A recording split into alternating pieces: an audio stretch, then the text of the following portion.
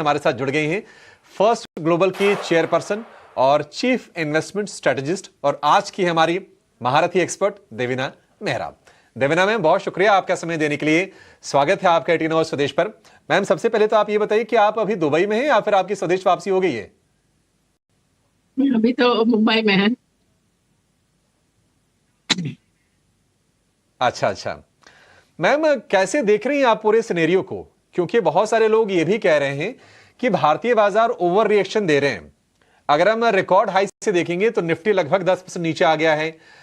जब युद्ध की शुरुआत हुई है ईरान और अमेरिका इजराइल के बीच में, वहां से लगभग 6-7% के आसपास की गिरावट है। आपको लगता है कि गिरावट हो चुकी है या फिर बाजारों में अभी पेन बाकी है?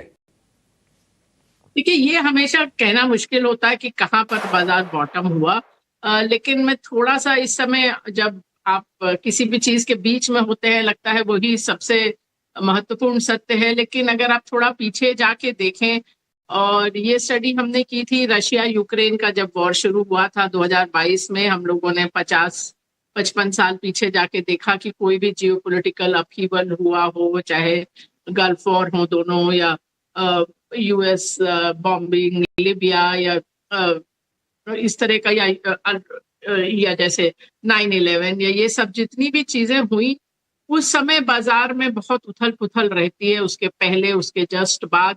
लेकिन कुछ समय बाद, मतलब 6 महीने से 1 साल बाद, जो बाजार है वो भूल जाते हैं इसको। और ये मैंने स्टैटिस्टिकली नहीं किया था, हमको इसका अपवाद ही नहीं मिला। हर एक केस में यही हुआ कि जो देश इस जंग में नहीं है, वहां के बाजार रिकवर कर जाते हैं। और हमने तो 51 साल का किया था। अभी हाल फिलहाल में फाइनेंशियल टाइम्स ने 125 साल पीछे जाके यही चीज करी, जिसमें दोनों विश्व युद्ध भी शामिल थे, और उनका भी निष्कर्ष यही था कि जियोपॉलिटिक्स के कारण आप बाजार से मत निकलिए। ये इतिहास यही बताता है। और दूसरे विश्व युद्ध में शायद आपको मालूम हो, पूरे विश्व की जनसंख्या के 3% को तो मारा गया था, जिसमें 2/3 तो मिलिट्री पर्सनल भी नहीं थे, सिविलियन थे। और उसके अलावा जितने लोग वुंडेड हुए होंगे या उनके जो परिवार इम्पैक्ट हुए होंगे, तो आप समझिए कि इसकी स्केल पर वो युद्ध था। फिर भी उनका निष्कर्ष यही था कि बाजार से निकलना नहीं चाहिए था, बल्कि उनका ये था कि जो सबसे बड़ा मार्केट में गिरावट हुए हैं वो नॉन जियोपॉलिटिकल हुए हैं, जैसे 1929 का डिप्रेशन हो या 2008 की क्राइसिस हो, वो ज्यादा बाजारों के लिए रहा है निराशाजनक। और अभी ऑफ कोर्स ये बड़ा चीज है कि इस बार क्रूड में बहुत बड़ा डिसरप्शन हुआ है। और इतिहास से एक चीज थोड़ी सी अलग हुई है। अभी तक मैंने ये जितना भी देखा था इतिहास में, कभी भी कोई कच्चे तेल का बहाव नहीं रोकता है, चाहे पुराना शासक हो, नया शासक हो, मतलब चाहे सद्दाम हुसैन हो या आईसिस हो, सब ऑयल फील्ड को चाहते हैं कि वो चलता रहे, क्योंकि वहीं से तो पैसा आएगा।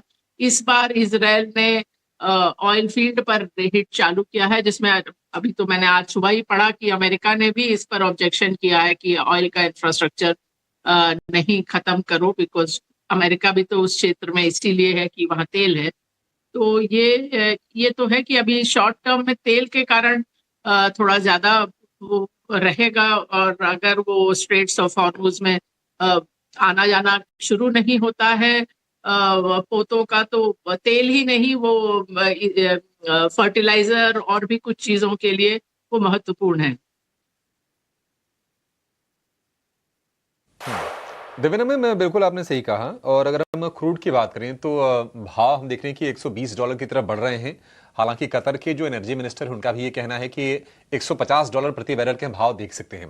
लेकिन ये भी है कि ये सप्लाई को लेकर या फिर प्रोडक्शन को लेकर कोई तनाव नहीं है। सप्लाई में डिसरप्शन के चलते हम देख रहे हैं कि ये भाव थोड़े शॉर्टअप हुए, तो हो सकता है कि आगे चल के थोड़े नीचे भी आए।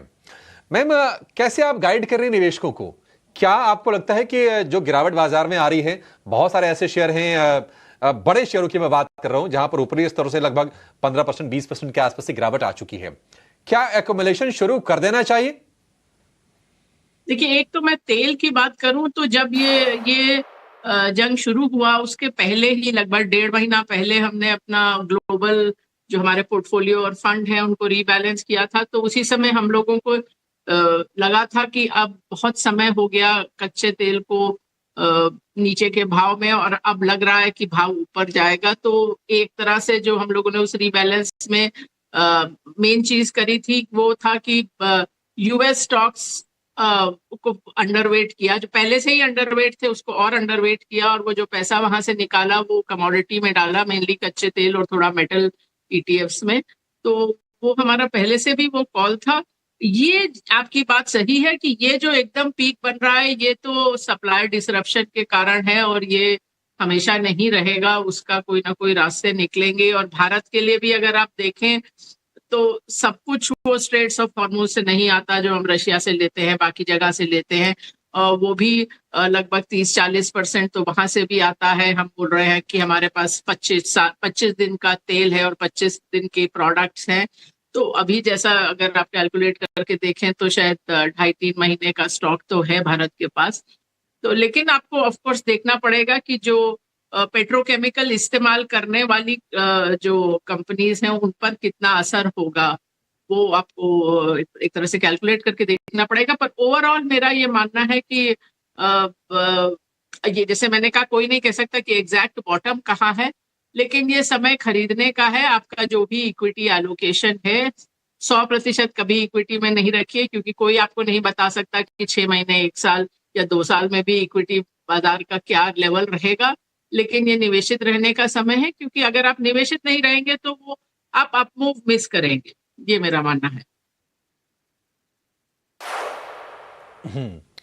देवेंद्र मैम, कहीं ना कहीं जब अनिश्चितता की स्थिति बनती है तो लोग थोड़े सा ना सेफर एसेट्स की तरफ जाते हैं, या फिर अगर बाजार में भी रहना है तो उन एरियाज में प्रेफर करते हैं जहां पर उनको सेफ्टी नेट मिल जाए। आपके हिसाब से इस वक्त वो एरियाज जहां पर सेफ्टी ज्यादा है, ग्रोथ भले थोड़ी सी कम हो, आपके हिसाब से कहां पर पैसे डिप्लॉय करनी चाहिए? देखिए, आप बहुत जो शॉर्ट टर्म के हिसाब से मत सोचिए। और अगर आप तीसरी तिमाही के नतीजे भारत में देखें तो वो वहां आपको एक्सेलरेशन नजर आ रहा था, और हेडलाइन में जितना नजर आया असल में उससे ज्यादा है। ये मैन्युफैक्चरिंग कंपनीज में तो कुछ हद तक आपको नजर आ गया, लेकिन सर्विसेज कंपनीज में इस बार इस तिमाही में न्यू लेबर कोड का भी इम्पैक्ट था। तो अगर उसका एडजस्टमेंट करके देखें तो ट्रेजेक्टरी बेहतर हो गई है। और जहां तक हो सकता है, जैसे इस तिमाही में जो भी एक्सपोर्ट ओरिएंटेड या निर्यात करने वाली कंपनियां हैं उनके नतीजों पे असर पड़े, क्योंकि शिपिंग तो डिसरप्ट हुई है।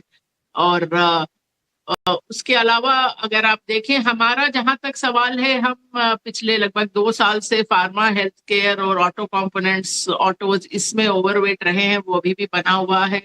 बाकी थोड़ा पर्टिकुलर पिक्स रहे हैं, जैसे एफएमसीजी है। अब एफएमसीजी को आप एक तरह से डिफेंसिव भी कह सकते हैं, पर वो भी ऐसा है जिसमें पेट्रोकेमिकल इस्तेमाल होते हैं, तो कुछ हद तक मार्जिन पे वहां भी असर आएगा। तो आप सोच समझ के थोड़ा, बस वो मैंने कहा अभी आप ये 2 महीने में क्या होगा उससे थोड़ा अगर पीछे हट के देखें तो तब उस हिसाब से आपको स्टॉक्स का चयन करना पड़ेगा। मैम, बाजार तो पहले ही कई सारी दिक्कतों से जूझ रहा था। आईटी में हम देख रहे थे कि एआई का डिसरप्शन आ रहा था, ट्रंप की ट्रेड टैरिफ पॉलिसी को लेकर अनिश्चितताएं थी, एफआईज मतलब सेलिंग स्प्री पर ही थे, कभी कभी उनकी बाई निकल के आ जा रही थी। तो आपको लगता है कि अगर ये वॉर, अगर मान लीजिए खत्म होने की अगर न्यूज आ भी जाए तो यहां से कितना अपमूव हम देखेंगे? क्या जितना खोया है उतना ही पाएंगे, या फिर 26,000 के ऊपर निकलने का निफ्टी दम दिखाएगा? देखिए, एक चीज तो है कि वॉर्स कभी जल्दी खत्म नहीं होती। तो मैंने आपको कुछ बात बताई थी 2022 की कि जो बाजारों पे असर देखा। दूसरा पार्ट उसका ये है कि जो वॉर होता है वो जल्दी खत्म नहीं होता। आप देखिए ना, रशिया यूक्रेन को 4 साल से ज्यादा हो गए, नहीं तो पहले तो यही था ना कि ये तो बहुत जल्दी खत्म हो जाएगा। और जब मैं बोलती हूँ कि अमेरिका और वियतनाम का क्या मुकाबला, अमेरिका और अफगानिस्तान का क्या मुकाबला, लेकिन वो युद्ध भी कहाँ खत्म हुए। 20 साल लगे अमेरिका को, और अल्टीमेटली उनको ऐसे ही जाना पड़ा वहां से बिना जीते। तो ये वॉर कभी जल्दी खत्म नहीं होते। तो आप ये नहीं सोच सकते कि वॉर जल्दी खत्म हो जाएगा। ईरान मेरे हिसाब से समझदारी का काम कर रहा है उनके हिसाब से। वो है कि आप जितने भी खाड़ी के देश हैं उनके लिए आप कॉस्ट बढ़ा रहे हो और रिस्क प्रीमियम बढ़ा रहे हो। तो आपका जो सेफ हेवन इमेज है, और आपने एआई का नाम लिया, बहुत सारे एआई डेटा सेंटर अभी जो नया बना था, काफी कुछ खाड़ी के देशों में ही बना था। तो वहां पर आपने उसको भी अनसेफ कर दिया। अमेजोन का तो AWS का सेंटर हिट ही हो गया, माइक्रोसॉफ्ट का भी आया था कि शायद उनका भी सेंटर हिट हुआ। तो ये आपने वो सेफ हेवन इमेज हटा दी, और शायद ये डिसरप्शन से एआई में भी डिले हो, क्योंकि आपको चाहे वो चिप्स चाहिए, चाहे एनर्जी चाहिए डेटा सेंटर्स के लिए, वो सब में तो डिसरप्शन डायरेक्टली हो ही रहा है।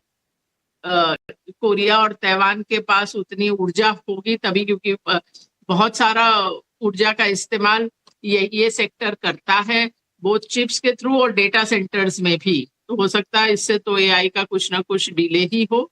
और मेरा वैसे भी ये मानना नहीं है कि एआई ऐसा करेगा कि आईटी सर्विसेज इंडिया में खत्म हो जाएंगी और उनको कोई बिजनेस नहीं मिलेगा।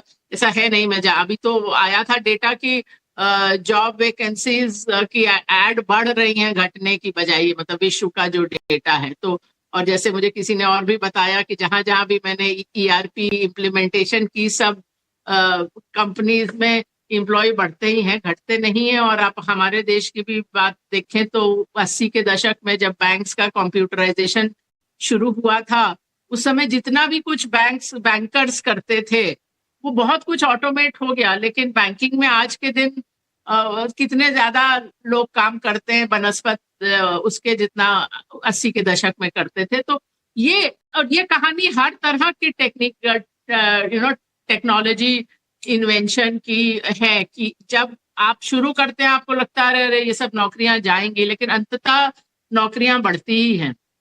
लेकिन और दूसरी बात है कि आईटी सर्विसेज अगर इंडिया में आप देखें तो बहुत बार उनका एक तरह से कहें तो ऑबिचुअरी लिखा गया है कि Y2K के बाद धंधा खत्म हो जाएगा, डिजिटाइजेशन के बाद खत्म हो जाएगा, क्लाउड के बाद खत्म हो जाएगा। तो वो उतना तो अडाप्ट कर लेते हैं। ये बात अलग है कि उनको R&D में बहुत कुछ करना चाहिए था जो उन्होंने नहीं किया। और ये बात मैं 20 साल से कह रही हूँ कि इतना पैसा होते हुए बैलेंस शीट पे, लोग होते हुए, फिर भी उन्होंने वैल्यू चेन में ऊपर जाने का कोई कोशिश नहीं की। नहीं, बात सही है मैम आपकी। भारतीय कंपनीज पर ये आरोप पहले से रहे हैं कि इनोवेशन नहीं हो रहा है, और जो पैसों का इस्तेमाल था वो डिविडेंड देने तक, बायबैक करने तक ही रह गया था। उम्मीद करके चलेंगे कि जैसे समय बदला है ये कंपनीज बदलेंगी, कोई ना कोई रास्ता तो निकल के आएगा ही। Thank you so much ma'am आज हमें समय देने के लिए, और विस्तार से तमाम जो है मुद्दे हैं बाजार के समक्ष, उनके बारे में अपना व्यूज हमसे शेयर करने के लिए।